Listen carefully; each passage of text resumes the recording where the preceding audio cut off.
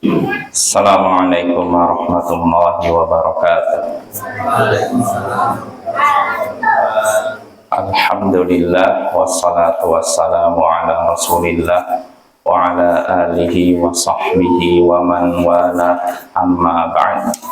Ayyuhal ikhwah wal akhwat, a'azzani wa a'azzakumullah. Saudara-saudari yang semoga dimuliakan oleh Allah, kita bertemu kembali di malam Ahad untuk mengkaji kitab Masailul Jahiliyah allati khalafa fiha Rasulullah sallallahu alaihi wasallam ahlal jahiliyah. Masalah-masalah jahiliyah yang mana Rasulullah sallallahu alaihi wasallam menyalahi orang-orang jahiliyah dalam hal tersebut. Karya Syekhul Islam Muhammad bin Abdul Wahhab bin Sulaiman At-Tamimi rahimahullahu ta'ala. Ya, pada pertemuan sebelumnya kita sampai ke masalah jahiliyah yang ke-50, ya, yaitu perkataan orang jahiliyah bahwasanya Allah tidak menurunkan sedikit pun wahyu kepada manusia. Ya, artinya mereka mengingkari semua kitab suci. Ya, ini sebagian orang-orang jahiliyah, tidak semuanya. Yang dimaksudkan di sini menurut pendapat yang benar, ayat tadi turun terkait dengan orang apa? Musyrik Mekah. Ya, bukan ahli kitab, bukan Yahudi. Artinya orang musyrik Mekah, mereka menolak semua kitab suci. Allah tidak menurunkan satu pun kitab suci. Ya, makanya mereka orang-orang musyrik Mekah dianggap para penyembah berhala plus bukan ahli kitab. Sedangkan ahli kitab yaitu maksudnya Yahudi dan Nasara. Kenapa disebut ahli kitab? Karena mereka meyakini bahwasanya Allah menurunkan kitab suci kepada umat manusia. Ya. Sedangkan musyrik Mekah nggak mengakui. Ya, makanya ayat tadi turun terkait dengan orang-orang musyrik Mekah. Mereka mengingkari kitab suci dan itulah sifat orang-orang jahiliyah, sebagian orang jahiliyah. Nah, itu masalah jahiliyah yang ke-50. Nah, sekarang kita masuk masalah jahiliyah yang ke-51. Qauluhum, kata Syekh ini Muhammad bin Abdul Wahhab rahimahullah, qauluhum fil Qur'an in hadza illa qaulul bashar. Perkataan mereka tentang Al-Quran yaitu tidaklah Al-Quran ini kecuali ucapan manusia. Orang-orang jahiliyah berkata tentang Al-Quran ini hanyalah perkataan manusia. Nah, ini sifat jahiliyah yang ke-51. Mereka menyebut Al-Quran dengan, atau mereka mencap Al-Quran sebagai perkataan manusia. Mereka menyatakan bahwa Al-Quran perkataan manusia, bukan perkataan Allah. Nah, ini sifat orang jahiliyah, dan tentu saja ini perkataan yang batil, pendapat yang sesat, menyimpang, kufur. Kita baca syarah dari Syekh Shalih Al-Fauzan terkait dengan matan ini. Jadi orang-orang jahiliyah berkata tentang Al-Quran, Al-Quran ini hanyalah perkataan manusia. Kata Syekh Shalih Al-Fauzan, min masaili ahlil jahiliyah annahum yaqulun innal Qur'ana qaulul bashar kama qalahul Walid ibnul Mughirah. Di antara masalah orang-orang jahiliyah yaitu mereka berkata bahwasanya Al-Qur'an adalah perkataan manusia, sebagaimana dikatakan oleh Al-Walid bin Al-Mughirah, seorang tokoh musyrik Quraisy. Ya, Al-Walid bin Al-Mughirah adalah orang yang ngerti sastra, orang yang punya wawasan dan pengetahuan. Nah, dia ketika mendengar ayat Al-Quran dia kagum. Dia pun merasa ini bukan ucapan manusia. Cuma karena fanatik kepada ajaran leluhur mendorong dia untuk menyatakan ini hanyalah ucapan manusia. Padahal hati kecilnya nggak seperti itu. Hati kecilnya menyatakan ini bukan ucapan manusia, ini ucapan sangat indah, perkataan yang sangat indah Al-Quran ini. Tidak pernah dia mendengar perkataan yang seindah dengan Al-Quran, lebih indah daripada Al-Quran. Artinya Al-Quran ini ketika dibacakan takjub, terkesima Al-Walid bin Al-Mughirah. Cuma karena orang-orang musyrik tidak ingin dia masuk Islam, dia ditekan. Karena orang-orang musyrik ketika menyaksikan Al-Walid bin Al-Mughirah pulang setelah mendengar bacaan Al-Quran Nabi, dia balik, mukanya udah berubah. Orang musyrik mengira, wah ini jangan-jangan Al-Walid bin Al-Mughirah sudah kena sihir, terpengaruh oleh Muhammad ini. Akhirnya mereka nekan, akhirnya yaudahlah. Al-Walid bin Al-Mughirah pun berpikir, innahu fakkar wa qaddar. Dia berpikir lalu menetapkan. Faqutila kaifa qaddar. Jadi celakalah dia. Bagaimana dia menetapkan? Akhirnya dia putusannya apa? Dia menyatakan tentang Al-Quran, in hadza illa qaulul bashar. Itu hanyalah apa? Ucapan manusia.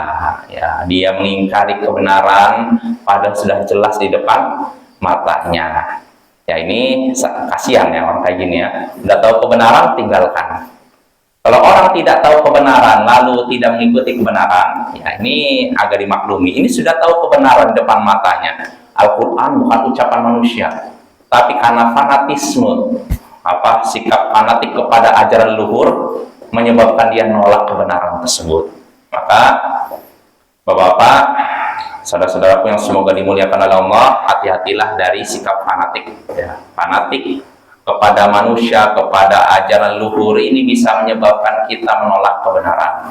Kalau kita mau fanatik, fanatiklah kepada Nabi kita, Rasul kita, Muhammad Sallallahu Alaihi Wasallam. Adapun selain Nabi Muhammad, setinggi apapun ilmunya, tetap saja punya kesalahan. Abu Bakar punya kesalahan, Umar punya kesalahan, Utsman. Nggak ada manusia yang bebas dari kesalahan. Hanya Nabi kita saja yang terbebas dari kesalahan. Maka kalau kita mau cari profil yang kita ikuti 100% cuma Nabi. Adapun selain Nabi, ketika kita ikuti bisa jadi dalam satu masalah ini salah, kita ikuti, akhirnya salah. Ya, maka teladan kita yang paling pertama dan utama adalah Nabi Muhammad Sallallahu Alaihi Wasallam. Ya, kita kembali lagi. Jadi orang-orang jahiliyah mengatakan bahwa Al-Quran adalah perkataan manusia. Maka kata Syekh Shalal Fauzan di sini, wal Qur'anu kalamullah subhanahu wa ta'ala takallamallahu bihaqiqatan wa wahahu ila nabiyhi Muhammadin sallallahu alaihi wasallam biwasitati Jibril. Al-Quran ini adalah kalam Allah, perkataan Allah. Allah mengatakannya secara nyata, bukan majaz. Karena akan ada orang yang bilang, ya Allah berkata, tapi maksudnya bukan perkataan sesungguhnya, katanya. Terus perkataan apa? Perkataan hati, katanya, yang dipahami oleh Jibril lalu sampaikan kepada Nabi Muhammad. Nah, ini keliru. Al-Quran itu perkataan Allah yang didengar Jibril lalu disampaikan pada Nabi Muhammad. Ya. Maka kata Syekh ini, Al-Quran itu kalam Allah, perkataan Allah. Allah mengucapkannya, mengatakannya secara nyata. Lalu Allah wahyukan itu kepada nabinya Muhammad Sallallahu Alaihi Wasallam lewat Jibril. Nah itu. Ini definisi Al-Quran. Fahuwa kalamu haqiqatan. Al-Quran itu benar-benar perkataan Allah. Wasammahu kalamahu fi ayatin katsirah. Dan Allah sudah menamai Al-Quran dengan perkataannya dalam banyak ayat. Dalam banyak ayat Al-Quran, Allah menyebut Al-Quran adalah kalam Allah, perkataan Allah. Contohnya mithlu qawlihi, seperti firman Allah, hatta yasma'a kalam Allah, sampai ia mendengar kalam Allah, perkataan Allah, yaitu Al-Quran. Ini surat At-Taubah ayat 6. Ayatnya sebenarnya lebih lengkapnya, wa in ahadu minal musyrikin astajaraka fa'ajirhu hatta yasma'a kalam Allah. Kalau ada orang musyrik, seorang musyrik yang minta perlindungan kepadamu, maka lindungilah dia sampai dia mendengar kalam Allah, mendengar perkataan Allah. Apa maksud perkataan Allah di sini? Al-Quran. Jadi kata Allah, kalau ada satu orang musyrik minta perlindungan kepadamu, lindungilah dia sampai dia mendengar kalam Allah. Tsumma ablighu ma'man. Setelah itu sampaikanlah, antarlah dia ke tempat yang aman. Apa maksudnya? Ayat ini berbicara tentang kafir mustakman, orang kafir yang minta perlindungan keamanan kepada kaum muslimin. Ini orang kafir yang bukan tinggal di sini, misalkan kafirnya di Amerika nih. Misalkan anggap, misalkan ada konflik antara Indonesia dengan Amerika. Ya, Amerika negara Muslim, Pak. Misalkan ada orang Amerika minta perlindungan keamanan, atau istilahnya apa kalau zaman sekarang, suaka politiknya itu. So jelas ya, suaka politik, minta perlindungan.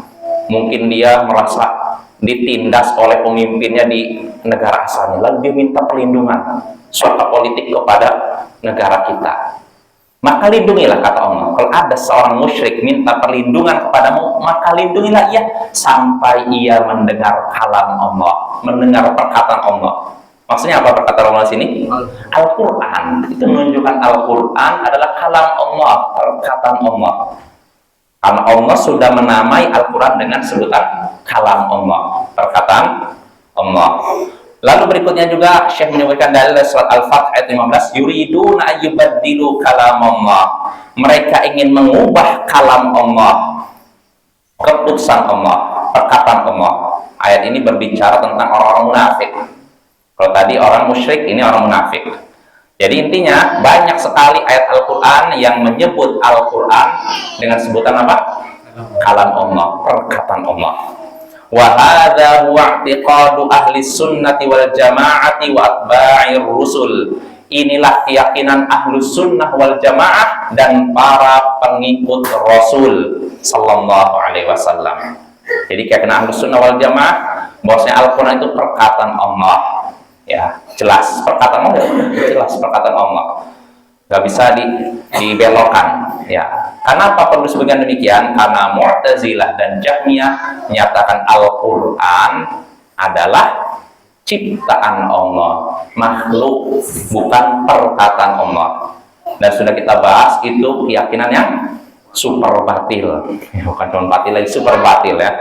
Al-Quran adalah kalam Allah, perkataan Allah, bukan ciptaan Allah. Karena perkataan beda dengan ciptaan. Kalau perkataan ini sifat Allah, sedangkan sifat Allah tidak mungkin kurang. Sedangkan ciptaan Allah, makhluk, sehebat apapun pasti memiliki kekurangan.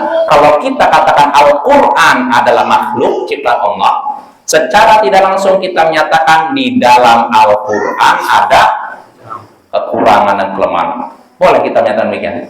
Boleh ya. Makanya kita katakan tegas Al-Quran adalah kalam Allah, perkataan Allah, bukan makhluk, bukan ciptaan Allah. Nah ini ya, kata Syekh sini, wal musyrikuna, kata Syekh Shalal Fauzan sini, wal musyrikuna ya'rifuna annahu kalamullah wa annahu laysa min kalami Muhammad. Orang-orang musyrik tahu kalau Al-Quran itu adalah kalam Allah, perkataan Allah, dan bahwasanya Al-Quran bukan perkataan Muhammad. Orang musyrik tahu. Kenapa? Li'annahu law kana min kalami Muhammad lakana biistiqa'atihim an yaqulu mithlah. Karena kalau Al-Quran itu adalah perkataan Muhammad, tentu mereka mampu untuk apa? Membuat perkataan seperti itu. Jelas? Kalau memang nih Al-Quran itu perkataan Muhammad, buatan Muhammad, tentu orang musyrik pun sanggup untuk apa? Menandingi Al-Quran. Kalau memang Al-Quran itu perkataan Muhammad. Jelas ya? Karena apa? Di zaman itu, di zaman jahiliyah, apa ketika Nabi Muhammad diutus di tengah-tengah bangsa Arab, orang-orang Arab itu lagi tinggi, lagi apa? Lagi istilahnya masa-masa kejayaan mereka dalam hal sastra. Jadi ketika itu orang Arab menonjol dari sisi sastra. Banyak para penyair muncul di tengah-tengah orang Arab. Nah, seandainya Al-Quran itu perkataan Muhammad, gampang bagi orang-orang apa? Orang Arab jahiliyah, orang musyrik untuk tandingnya sini, penyair datangkan, bikin perkataan yang menyerupai perkataan Muhammad ini. Gampang bagi mereka. Karena mereka orang-orang fasih. Jadi bapak orang jahiliyah, walaupun sekilas mereka jahil, para penyembah berhala, tapi mereka punya kelebihan dari sisi apa? Bahasa. Ini yang tidak dimiliki oleh bangsa Persia dan Romawi ketika itu. Jadi bangsa Arab walaupun terbelakang ketika itu, tapi dari sisi bahasa mereka unggul. Dan mereka, contohnya ini orang-orang Arab jahiliyah, para penyair mereka di zaman dulu nggak ada, bukan nggak ada, tapi seringnya mereka membuat syair irtijalan, spontan, nggak disusun. Saya mau nanya, kalau orang zaman sekarang nih, kalau bikin puisi ini, syair, disusun dulu gitu. Susun kan? Susun ya kan? Karena kalau nggak disusun asal ngomong, kelihatan berantakan. Tapi di zaman itu, di zaman Nabi Muhammad ketika diutus menjadi Nabi dan Rasul, orang-orang Arab jahiliyah banyak memiliki penyair yang handal, ahli dalam membuat syair dan puisi. Saking ahlinya, mereka kadang berdiri di hadapan masyarakat mengucapkan syair tanpa disusun terlebih dahulu. Mudah apa susah? Susah, gampang syair itu. Nah, inilah keunggulan orang Arab. Artinya, kita kembali lagi, kalau memang Al-Quran ini perkataan Muhammad, maka orang-orang Arab ketika itu mudah untuk apa? Menandingi Al-Quran. Kalau memang Al-Quran adalah perkataan Muhammad, karena orang-orang Arab ahli dalam masalah apa? Bahasa dan sastra. Ini kalau Al-Quran adalah perkataan Muhammad, ya. Kenapa sih seperti itu? Kata Syekh ini, li'anna Muhammadan sallallahu alaihi wasallam basyarun mithluhum. Mereka mampu untuk membuat perkataan seperti perkataan Muhammad karena Muhammad ini adalah manusia sama seperti mereka. Sama-sama manusia, apa bedanya? Ibaratnya ada ungkapan ini, dia makan nasi, saya makan nasi, apa bedanya? Nah, gitu. Nah, gitu. Jadi Muhammad ini manusia seperti mereka. Falau kana min kalamihi kana bistita'atihim an yuhaku. Nah, seandainya Al-Quran itu termasuk perkataan Muhammad atau memang karangan Muhammad, tentu mereka orang-orang Arab mampu untuk menirunya. Gampang, kalau mampu meniru. Tapi kenyataannya bisa nggak? Nggak bisa, ya. Di sini makanya kata Syekh, wallahu jalla wa ala tahaddahum an ya'tu bimithli aw bi ashri suwarin min mithli aw bi suratin wahidatin mithli falam ya'tu bi syai'in min dzalik ma'a kufri mu'inadi wa hirsihim ala masyaqqatillahi wa rasulih. Allah sudah menantang mereka, orang-orang musyrik di zaman itu, di zaman Nabi, ya, untuk membuat yang semisal dengan Al-Quran. Artinya, buatlah, Allah menantang mereka untuk membuat perkataan semisal dengan Al-Quran 30 juz. Ini kalau mampu. Kalau tidak mampu, 10 surat yang semisal dengan surat yang ada dalam Al-Quran. Kan dalam Al-Quran suratnya banyak kan? Coba datangkan 10 surat yang semisal dengan Al-Quran. Nggak bisa. Ya sudah, 1 surat saja. Bisa? Ternyata nggak bisa. Ternyata mereka katanya tidak bisa mendatangkan sedikit pun itu. Nggak bisa menandingi Al-Quran, membuat seperti Al-Quran 30 juz, nggak bisa. 10 surat pun nggak bisa. Jangankan 10 surat, 1 surat untuk menandingi Al-Quran, mereka bikin 1 surat yang semisal dengan surat yang ada dalam Al-Quran, mereka juga tidak mampu. Padahal mereka sangat kafir, sangat keras kepala, dan sangat semangat untuk mendurhakai Allah dan Rasul. Ya, artinya mereka bukan orang yang lemah, Bapak. Artinya mereka ini orang-orang pintar, orang Arab dalam berbahasa, dalam sastra. Tapi kenyataannya mereka tidak sanggup untuk membuat karya yang semisal dengan Al-Quran. Kenapa? Rahasianya apa? Karena Al-Quran bukan perkataan manusia. Kalau Al-Quran perkataan manusia atau perkataan Muhammad, sangat mudah bagi bangsa Arab untuk apa? Menirunya, ya. Nah, ini. Lalu kata Syekh di sini, "Falau kana bi istita'atim an ya'ti bi suratin min mithli lama ta'akhkharu." Seandainya mereka mampu mendatangkan 1 surat semacam surat dalam Al-Quran, tentu mereka tidak akan menundanya. Walakin, artinya apa? Segera langsung. Jadi ini Allah sudah menantang bahwa pada sejak 14 abad lalu sampai sekarang nggak ada satupun orang yang bisa membuat, jangankan 30 juz, jangankan 10 surat, 1 surat aja yang semacam misalkan surat Al-Fatihah yang pendek, nggak ada yang bisa. Nah, ini menunjukkan Al-Quran benar-benar perkataan Allah, kalam Allah. Ya, jadi kata Syekh di sini, kalau memang mereka mampu untuk mendatangkan 1 surat yang semacam dengan Al-Quran, tentu mereka tidak akan menundanya, bersegera melakukannya. Walakin ajizu an dzalik, tapi mereka tidak mampu melakukan itu. Ya, tidak mampu untuk apa? Membuat 1 surat semacam surat yang ada dalam Al-Quran. 1 surat aja nggak bisa.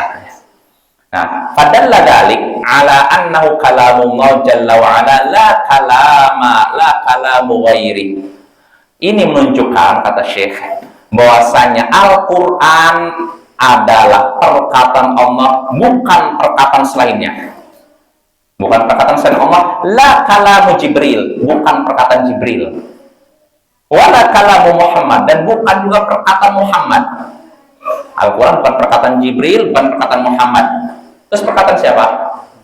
Wa innama huwa kalamullah, akan tetapi itu merupakan perkataan Allah.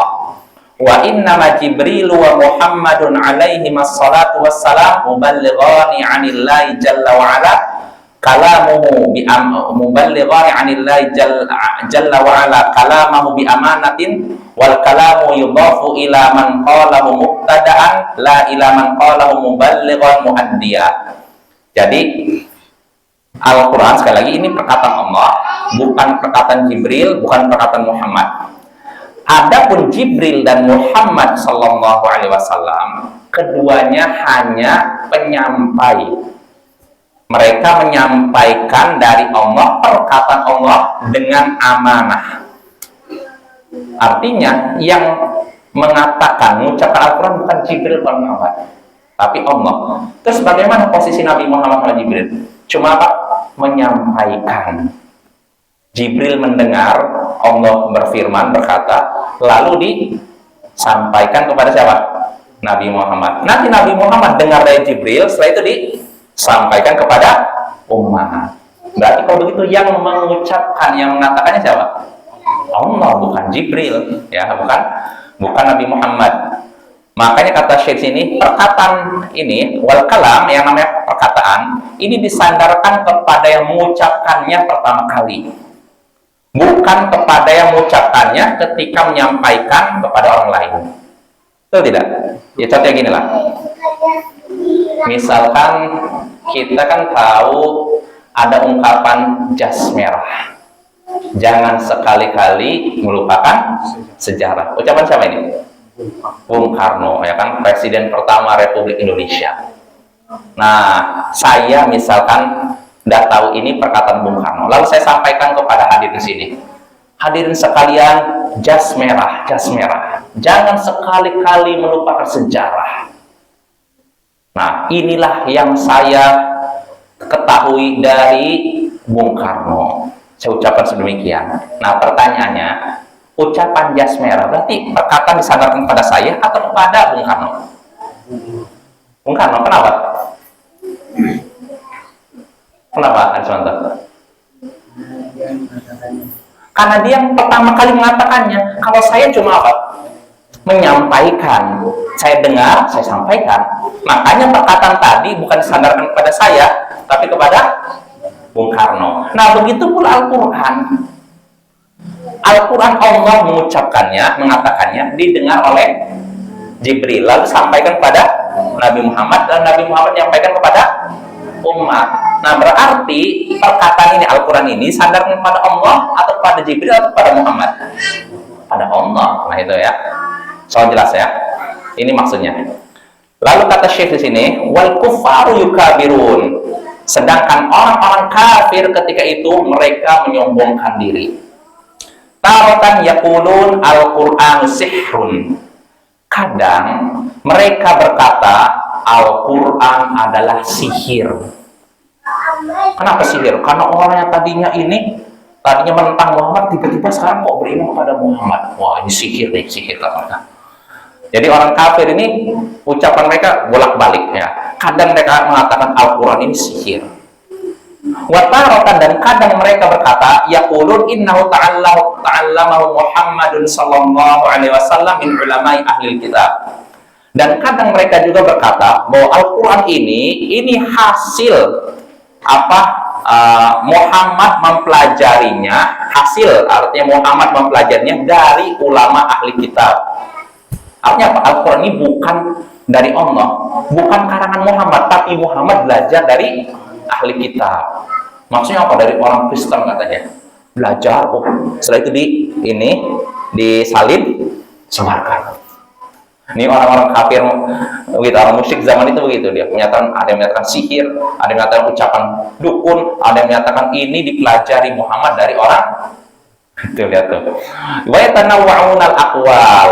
Mereka memiliki pendapat yang bermacam-macam. Ini menunjukkan apa? Kadang menyatakan sihir, kadang menyatakan ini ucapan dukun, kadang ini apa diambil dari orang ahli kitab. Kalau bisa beda-beda pendapatnya, ini menunjukkan apa? Kadang ini, kadang A, kadang B, kadang C. Tandanya kira-kira bisa dipercaya nggak? Bisa dipercaya nggak? Misalnya gini lah, nyata aja lah. Misalkan ada seorang, ya ini contoh aja ya, contoh ya. Misalkan ada politisi di suatu suatu lembaga, dia berkata kepada masyarakat, nggak usah khawatir, nanti saya akan melakukan program A di tanggal sekarang, program A. Nah, 1 minggu lagi, hadirin nggak usah khawatir, saya nanti akan melakukan program B. Minggu yang lalu katanya program A, minggu berikutnya berubah jadi program B, nanti minggu depannya program C.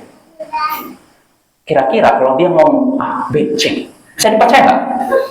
Nggak kan? Ini kan, wah ini nggak beres nih, main-main kan? Nah begitu pula orang musyrik, mereka kadang menyebut Al-Quran ini sihir, kadang ini igauan orang yang lagi mimpi siang bolong, kadang menyatakan itu dukun, dari hasil ucapan dukun, dan kadang mereka menyatakan Al-Quran ini diambil dari orang ahli kitab. Nah ini menunjukkan apa? Menunjukkan apa? Kata Syekh, mimma yadullu ala kadzibin fi hadza wa takharrusatihim. Itu menunjukkan dustanya mereka dalam hal ini, dan bahwasanya mereka cuma menerka-nerka aja. Jadi kalau kita menyaksikan orang yang ucapannya berubah-ubah, kadang A, B, C, D, kira-kira percaya? Nggak percaya kan? Oh, udah A, kadang B, C. Kemarin ngomong A, sekarang B, C. Ah, ini dusta ini. Nah, begitulah orang-orang musyrik. Kalau memang mereka benar, harusnya teguhkan Al-Quran cuma sihir, dan selesai. Ya kan? Tapi kadang mereka tersihir, kadang ini diambil dari ahli kita. Kira-kira nyambung nggak? Kadang sihir, kadang igauan orang yang mimpi siang bolong, kadang mereka menyatakan itu diambil dari ahli kita. Sama ini? Nggak sama kan? Itu menunjukkan mereka dusta, ya. Keyakinan mereka dusta. Jelas ya? Nah kita lanjut, kata Syekh sini, falladhi ya'taqidu anna al-Qur'ana kalamu Muhammad wa annahu qaulul bashar fa qaulu hadza wa qaulu ahli jahiliyah. Orang yang meyakini bahwa Al-Quran adalah perkataan Muhammad dan bahwasanya Al-Quran adalah perkataan manusia, maka pendapatnya ini merupakan pendapat orang-orang jahiliyah. Kalau ada orang yang mengatakan Al-Quran itu ini perkataan manusia, perkataan Muhammad, ini sama saja dengan perkataan orang-orang musyrik di zaman jahiliyah. Contohnya apa? Orang yang katanya ucapannya seperti tadi, Al-Quran itu perkataan Muhammad, perkataan manusia. Kata Syekh ini, kama alail jahmiyah wal mu'tazilah wa man syabahahum.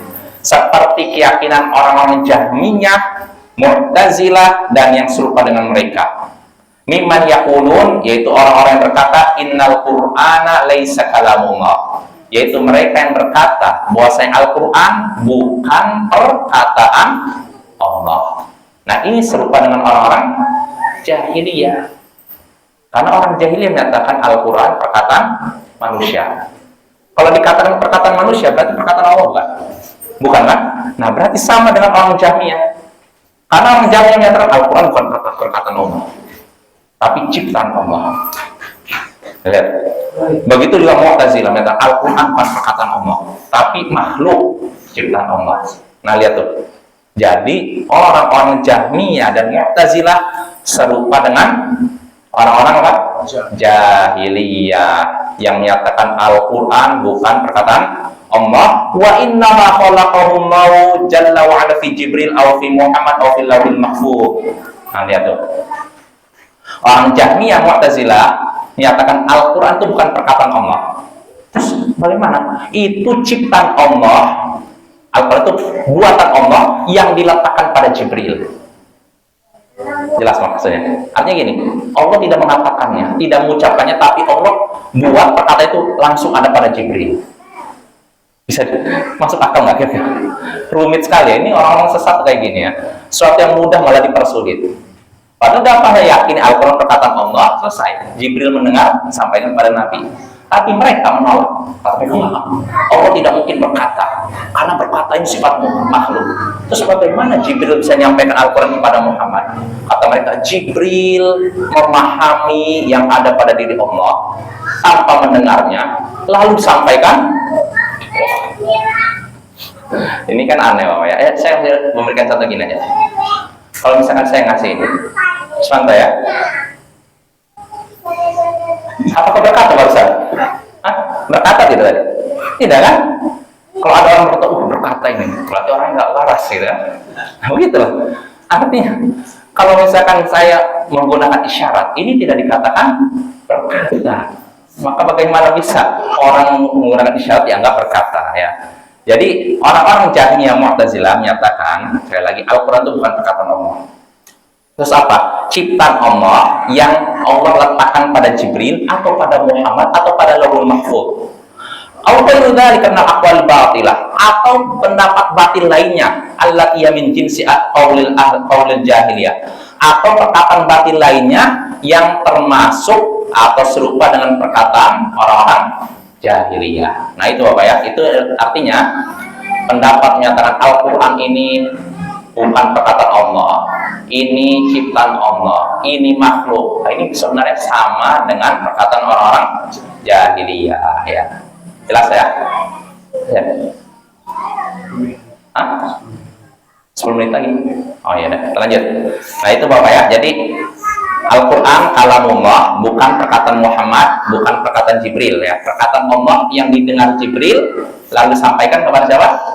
Nabi Muhammad. Ini yang kita yakini, harus kita yakini. Kalau kita tidak meyakini itu, berarti sesat, menyimpang, bahkan bisa mengarah kepada kekafiran. Karena sudah menolak firman Allah yang begitu banyak yang menyebutkan bahwa Al-Quran adalah perkataan Allah. Nah itu sifat jahiliyah yang ke-51. Nah, kita masuk sifat jahiliyah yang ke-52 ya. Apa itu? Al-qadhu fi hikmatillahi ta'ala. Mencela hikmah Allah, mencela kebijakan Allah Ta'ala. Ya, maksudnya apa? Orang-orang jahiliyah menolak adanya hikmah pada perbuatan Allah. Maksudnya apa? Allah menakdirkan seorang sakit. Ada hikmahnya tidak? Tidak ada hikmahnya. Nah ini pendapat orang jahiliyah. Allah nakdirkan fulan, si fulan naik pangkatnya.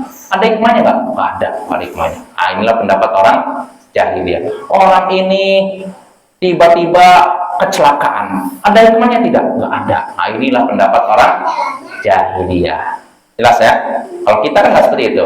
Ahlus sunnah meyakini segala yang Allah takdirkan ada hikmahnya, baik kita ketahui maupun tidak.